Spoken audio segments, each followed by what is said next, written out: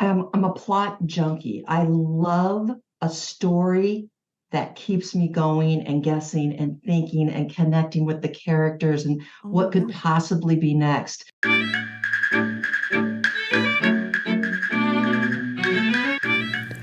Welcome to Story Power, a bi monthly podcast where my guests and I chat about stories and creativity in all different styles and formats. My name is Lucinda Sage-Midgorden, and my goal is to promote what Dale Carnegie stated in his famous book, How to Win Friends and Influence People. He said, instead of condemning people, let's try to understand them. Let's try to figure out why they do what they do. That's a lot more profitable and intriguing than criticism, and it breeds sympathy, tolerance, and kindness. To know all is to forgive all. It's my firm belief that the goal of most creative people is to try to understand themselves and others. That's what makes artwork of all kinds so compelling. But more than that, the personal stories of my guests promote understanding as well. Roger C. Schenck, a cognitive scientist, said, human beings are not ideally set up to understand logic. They are ideally set up to understand stories. It's my hope that Story Power will help us understand each other better by sharing the stories of my guests. Okay, so today is episode 99. And this is Kimberly Van Sickle that I'm talking to today. Hi, Kimberly, and welcome to the show. I'm so happy to be here. Thank you so much. Good. And I said I was going to call you Kim, and then I called you It's Kimberly because I okay. have It's that written okay. down. So Kim, I wanted to know how, because I was looking at your Pod Match profile and gathering all of the items that I needed, and your over and over again, you said, you're passionate about stories, and I'm passionate about stories too. So I wanted to know how you got into being passionate about stories. And then I want you to tell about, I love the title of your book, your award winning book, Assassins Are Us. Oh, thank you. Thank so, you. so I hope you'll talk about both of those things. Oh, absolutely. I, more than me being passionate about stories, I just I'm a plot junkie. I love a story that keeps me going and guessing and thinking and connecting with the characters and Oh, what could yeah. possibly be next. I don't know how that started. I mean, I was read to at a very young age, and in any medium, not just with books, but I love a good movie. I love a good Mm-hmm. sitcom. I love even some really short TikToks that have a great beginning, middle, and end to it. But Mm-hmm. Mm-hmm. the getting lost in a good book has always just been a pleasure of mine. Mm-hmm. That I just cannot wait to find out how it ends. That being said, mysteries and horrors are my favorite. Mm-hmm. I love dystopian and I love historical fiction. Not that I am against any other genre, but those are my favorites. Those are my top Mm-hmm. four go-tos. Yeah. Yeah. I am not a horror fan, but I do like mysteries. I'm more like a cozy or medium kind of mystery person. I don't like a lot of gore and stuff, but So historical fiction too. So, yeah, you and I have some points of interest that are the same there. I think my favorite young adult author is Monica Hesse, who writes Oh, historical fiction, and there's always a mystery involved. uh In huh. fact, she won an Edgar Allan Poe Award for The Girl in the Blue Coat. It's historical fiction set in World War II. The the uh, the Danish resistance is involved, and it's just one of those books. Like I think I know where this is going. I think I know where this is going, and the ending, it's just beautifully crafted Uh huh. to Uh huh. the ending where I was like, why didn't I see that coming? Because she teed up so many points along the story, but I wasn't even thinking that because my mind was going in a different direction. And that's what Hmm. I love about the craft of storytelling. I Mm-hmm. mean, if you can be tugged along like that and then just be blown away by the ending, those are my favorites. Those are Oh, my that's great. Yeah. Yeah. So you like her. Are there any other like novels or even movies that did that for you besides Mm. The Sixth Sense? Didn't see that one coming at all. And then my husband said, Kim, he was wearing the same sweater the whole time. And I didn't pick up on that at all. So, well, my family, I really don't like to read science fiction or fantasy, Hmm. but we are all Marvel fans, Oh, huge Marvel yes. fans. Yeah. Yes. Uh-huh. So any of the Marvel movies, again, brilliantly written in all of those individual character stories, origin stories, and then to Yes. craft all those characters together in those compilations with all of the Avengers and Yes. it absolutely that just blew my mind. Um, Yes. so I really like those movies.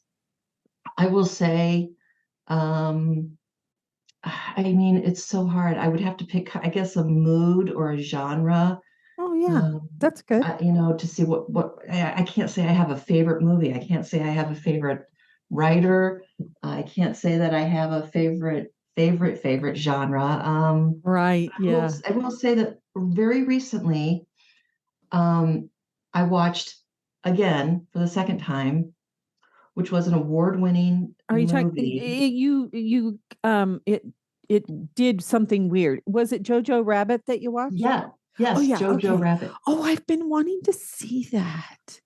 It is such, there's a fantasy element to it, Mm-hmm, because mm-hmm, this mm-hmm, this young man, this small child, he actually has this imaginary playmate that I won't go into too mm-hmm, much detail, mm-hmm, but historical fiction, I just fell in love with that movie. It's mm-hmm, got humor, it's got humanity, it has such in-depth love for all mm-hmm.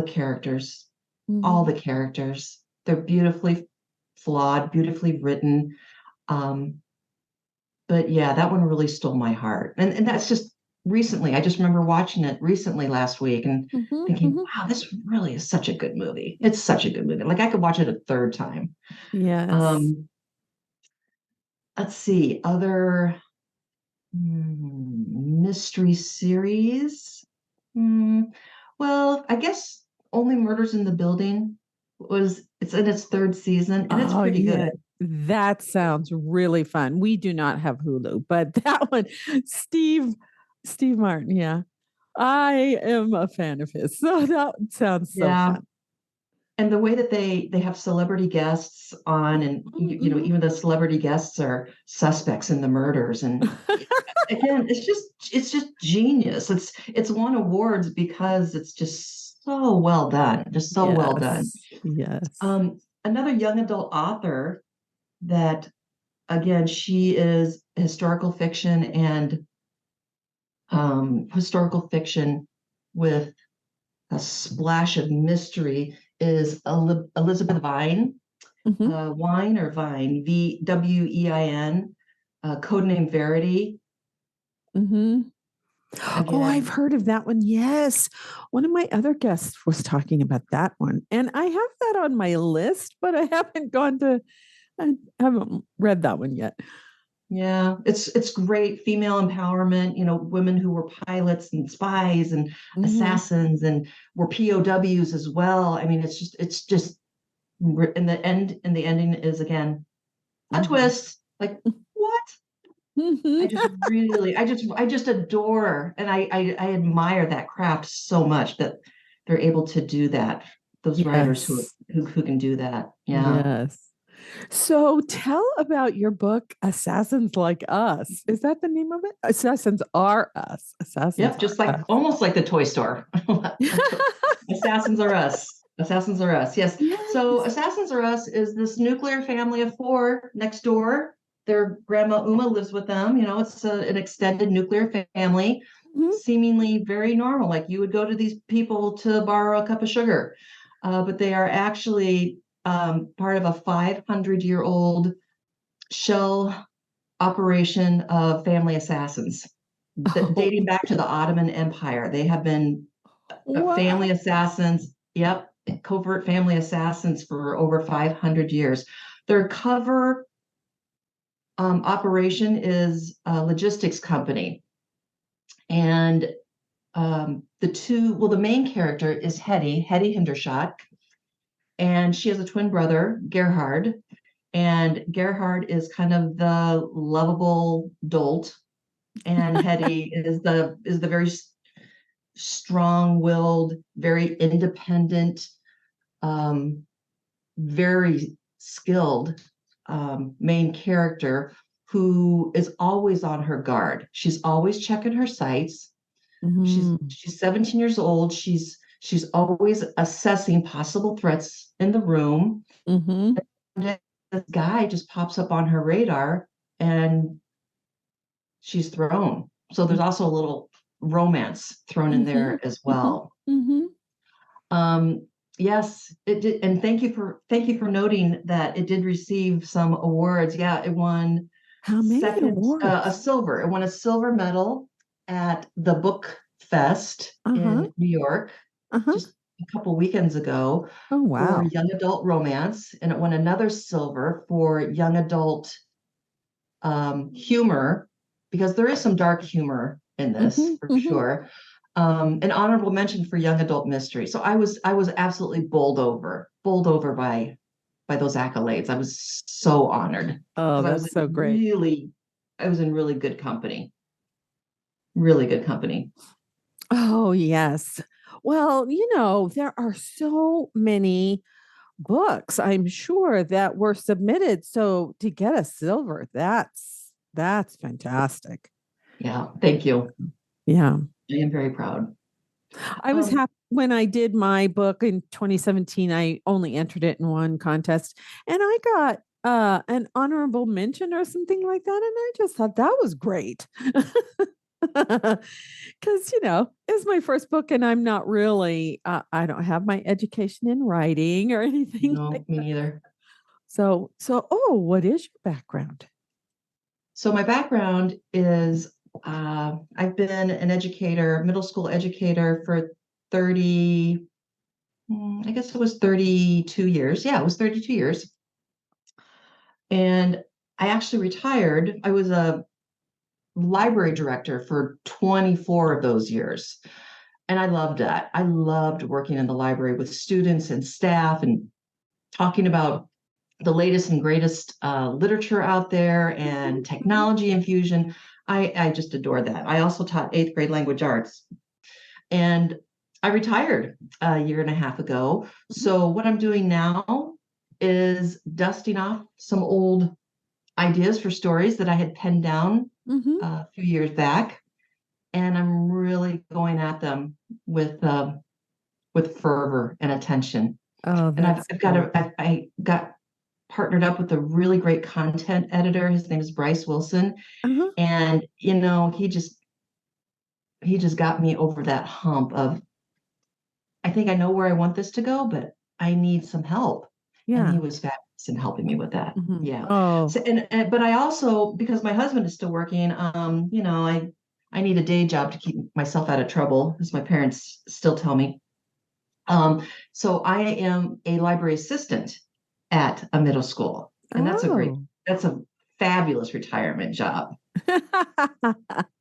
All the Yeah. benefits of getting all the new literature without any of the after hour paperwork and Oh, all that stuff. really? Yes. Yeah.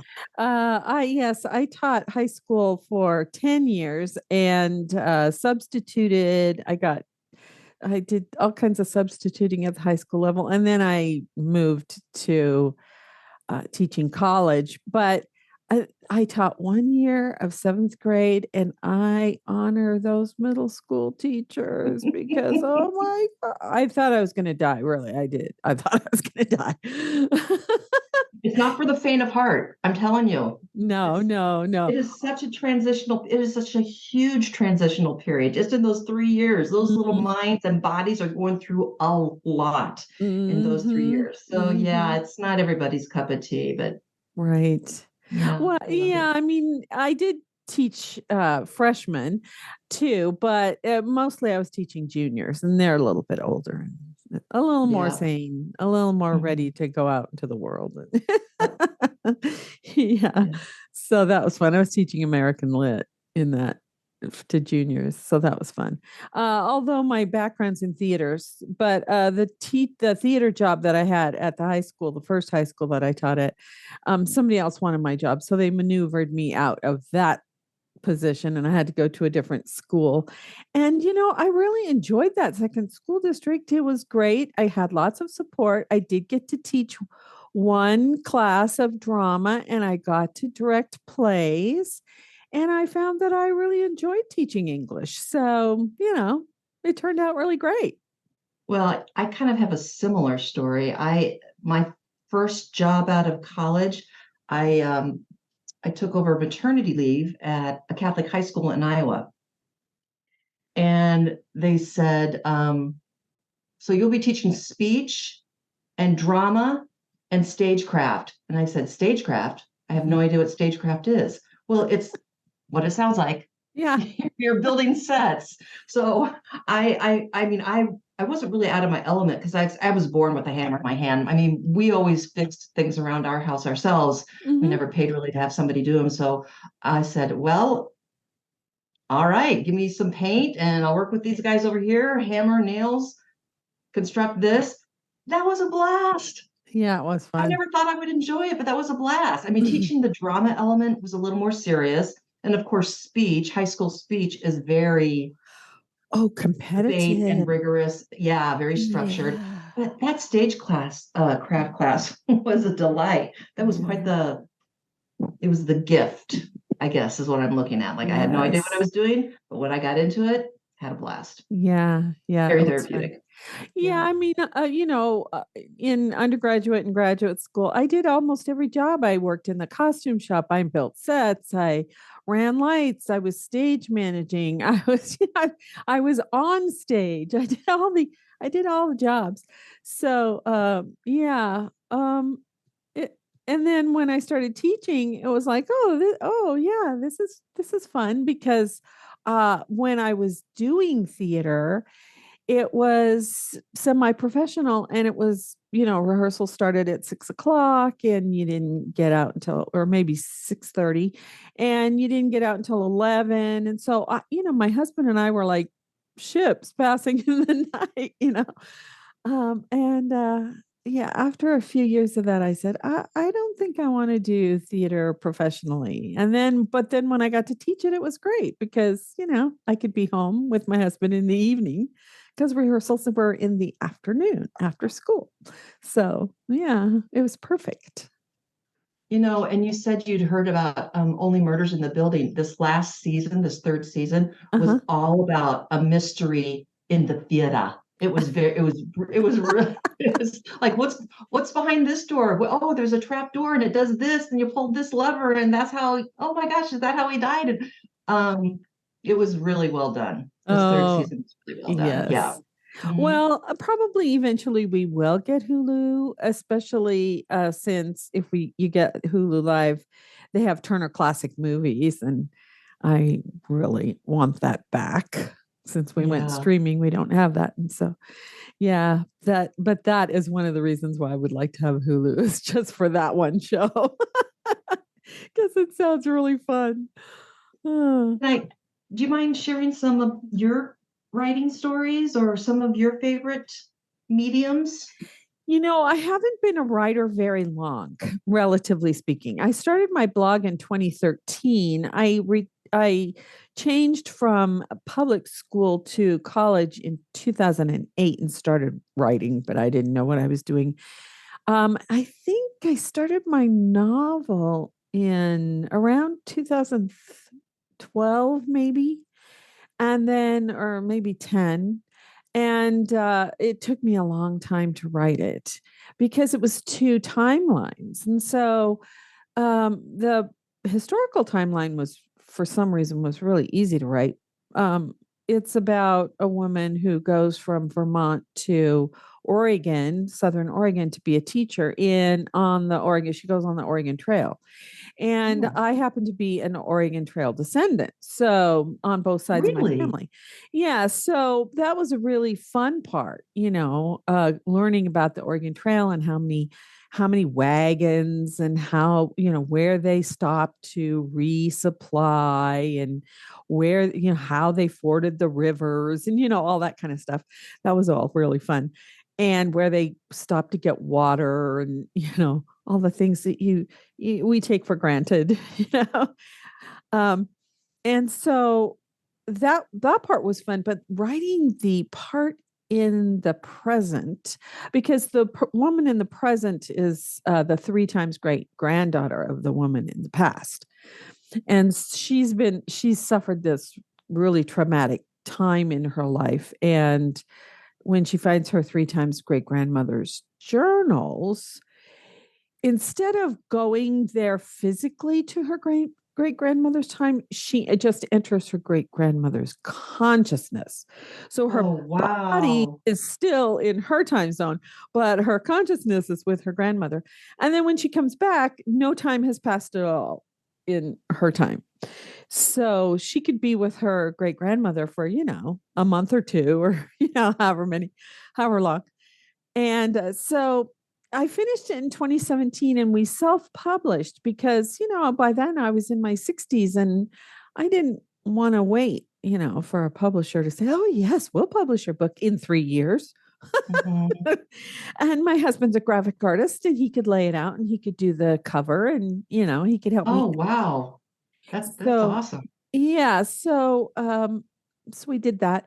And then in 2014, when I finished the rough draft, I did what the War of Art. Who wrote that? Uh, I'll put it in the show notes. He says start your book right away. When you finish the first book, start the next one right away. So I finished the rough draft and I said, "Oh, I better start my next one right away." So I started of course, the historical part, the easy part. And then but there wasn't because Morgan in the past became involved in the suffrage movement. There wasn't anything going on in 2014 for Jenna in the present. So it sort of languished for a while until 2017 when, the Harvey Weinstein thing happened and or 20 whenever that was 2017, 2018. And yeah, so then I picked it up again. But the podcast has taken up kind of a lot of time. Yeah, And I bet. so, when the pandemic happened and I started my podcast, uh, and then, it was like, oh, do I include the pandemic in my book? I mean, but I just finally this week started, or actually last week, about 4 days last week, I just sat down and because I was getting close to the rough draft, finishing the rough draft. And I just sat down and finished Jenna's part. I have one more scene to write, the final scene to write for her story line. And then I can merge the two because mostly Morgan's is already all finished and merge the two. And you were saying that you have someone who helps you. And I had people who were helping me with the first book, but they both have died now. So Oh, I'm I, so I, sorry. yes, it was yeah. One of them was a total shock. We were all like, what? What happened? But I have met someone through my Patreon community, and she's been on Patreon and Podmatch. I mean, Story Power, and she has agreed to read for me. So she's a ghost writer. She writes Oh, her own fiction. Now she's writing she's turning her first book into a screenplay. So she has a lot of writing experience. And I love that she's offered to help me out with it because, oh, that's fabulous. That's yeah, great. you need somebody like It's that. like I know it's so hard. Because this thing that you've given Right, life to, right? right. It's very personal, and if you just allow yourself to be vulnerable and Mm-hmm. listen, Mm-hmm. which was which was it was challenging for me because it's very personal. Mm-hmm. This is kind of like my lifeblood. And once I just kind of let my guard down and just allowed the criticism to be constructive and not Mm-hmm. destructive, Mm-hmm. um, it was really a great collaborative process. It really was. But Yes. letting down letting down my guard at first was difficult. I It's think it's difficult. I think it's hard for any like author or painter or I mean actors, directors, anybody in the arts. It's hard to let your guard down and be vulnerable and let people give you criticism. Now, fortunately, the women that I gave my first book to were really great. They'd say, this part's a little bit slow. You might want to think about either cutting this this section out, or it's information that you need to know, but the audience doesn't need the people who are going to read it don't need to know that. And but they did it in such a way that it was not threatening at all. Did you find that? No, I took no offense. I took no offense to any comments or criticism. Mm-hmm. Um, I mean, I didn't feel like his words were cutting me at all. I felt Yeah. very safe. Like I said, it was a great collaborative process. And Yes. when you talk about, like actors and people who are on the stage, and they get criticized and their reviews are out there and everything. It's like when my book was on Assassin's Rest, it's on Goodreads right now, Mm-hmm. and people are reading it and they're giving it, anywhere from 1 to 5 stars. And it got a couple 1 stars, and I was like, oh. But then I found an interesting fact that um, J.K. Rowling's first book, Harry Mm-hmm. Potter, Mm-hmm. had over 250,000 1-star reviews on Goodreads. That's a lot. Over 250,000 1-star reviews. It just means that it's not a book for everybody, and Mm-hmm. that's fine. I'm Mm-hmm. okay with that. I Yeah. am okay with that because some people Yes. did enjoy it, and those people, and I appreciate those people who read it and enjoyed it. Yes. Yes. Because, I pick up books sometimes and it's really supposed to be this great book. Lots of people loved it. And I can't connect to it for some reason. And so I just put it down. And it's not that it's a bad book. It's just I don't connect to it for some whatever reason. And it's Not the same. everybody likes vanilla ice cream. Right. Exactly. Yeah. Or even spumoni. Or Simone. peppermint or yeah, we all have our own taste. So, yeah, I just don't. Yeah, I was really grateful to those women because they were very kind to me and helped me see where I needed to improve it. You know, Yeah. yeah, it's great. I did have So one person who read it, not those women, who said, "Your book is glacial." And I thought, oh, yeah, well, it probably is because I am really a fan of 1800 English British literature. And that's how, yeah, that's how those go. What were you going to say? I interrupted you. all I can hear is my dog whining. He thinks I am ignoring him, but he doesn't like to be ignored. Um, so I was going to ask you, how did you find the self-publishing journey? How did that work out for you? Well, Barry's the one who did the research. And what we did was we published the ebook through a company called Smashwords. Oh, yes, I've heard of it. And then we, at that time, CreateSpace was still around and it was affiliated with Amazon, but now it's all, they've changed it all. So I don't know what we're going to do with the second book, but Mhm. we have a, print on demand. Yeah. And then Smashwords, they publish the ebook through Hmm. Amazon and iBooks and, all the Barnes and Noble and all those places. Um, Yeah. yeah. So it was, he did the work. I didn't do any of the work of the layout and all of that.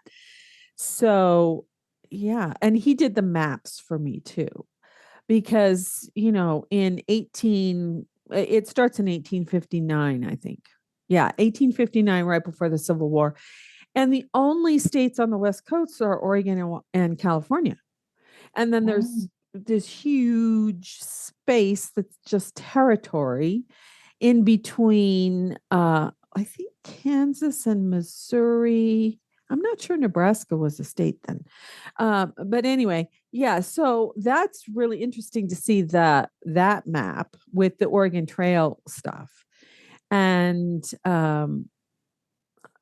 it seems like there are two maps, but I can't remember now. It's been a while. I haven't seen it. I haven't looked at it. So he created the maps for me and yeah, did all that. And it, it worked. It worked great. Yeah. Yeah. It was a positive experience for you. Mm-hmm. Mm-hmm. That's great. That's Yeah. great. It's Yeah. wonderful. I self-published my first book placement, which is World War II historical fiction, and I struggled. I struggled with the self-publishing process, but I won't dismiss it by saying I won't ever do it again because I learned so much about the publishing industry. I learned so much what to Mm-hmm. do, what not to do, and Mm-hmm. self-publishing. I think people think it's kind of easy, but it's really I think it's more challenging because Yeah. there's so much writing on your shoulders as Right. editor, publisher, and Mm-hmm. your husband being gifted in art and such. That's phenomenal and Yeah. layout. Yeah. Well, I know that I've talked to other people who now use Amazon and they have all these tools now Mhm. to help authors self-publish. But I would read that stuff and it would be gobbledygook to me. I don't understand it. But fortunately, my husband does. And so, yeah. It's a great support you have there. Yeah, really. I can't wait for him to retire, hopefully soon. Well, we have about 5 minutes left. Do you have anything else you want to say or do you want to continue on? Well, no, I won't take up your time. I know you had another interview after this, but I will say that I am working on another novel. Oh, It good. is it is a horror novel in rhyme. Oh, how So fun. yes, it's called The Many Souls of Azazel, and it is Azazel is this evil entity. He's 1,000 years old, and he has to bounce from one entity to another within hundreds of years or so in Mm-hmm. order for his evil spirit to continue on in the Mm-hmm. realm of humans. Mm-hmm. And again, it's young adult, Mm-hmm. and it's challenging making the entire book rhyme.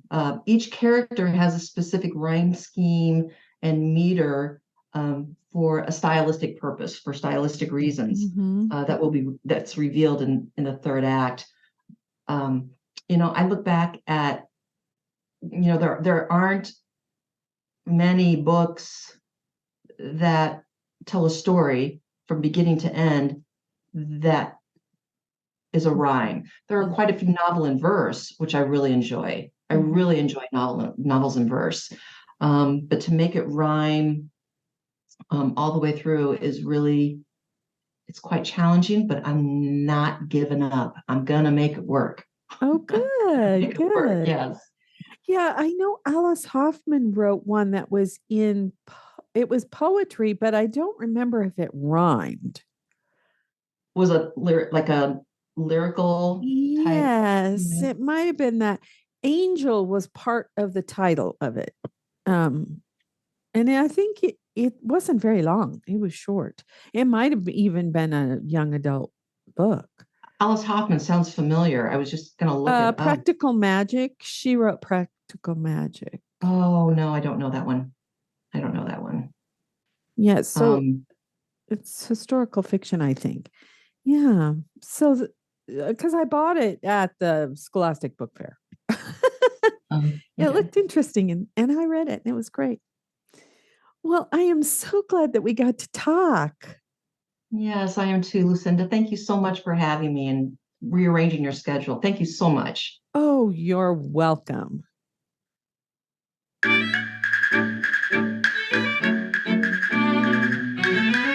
I hope you enjoyed the show. If you like what you heard, please share it with a friend and give us a rating and/or review on your favorite podcast app. It will help people find us. I invite you to join my Patreon community at patreon.com/storypower, all one word. Or if you like, you can subscribe to Story Power on Apple Podcasts. It's my aim to build a community where we discuss the stories we love and talk about what we learned from them. I offer extra audio content and story suggestions to my patrons on both platforms. Remember, as Philip Pullman said, after nourishment, shelter, and companionship, stories are the thing we need most in the world. Let's spread the story love. Until next time, this is Lucinda Sage-Midgorden. Thanks for listening.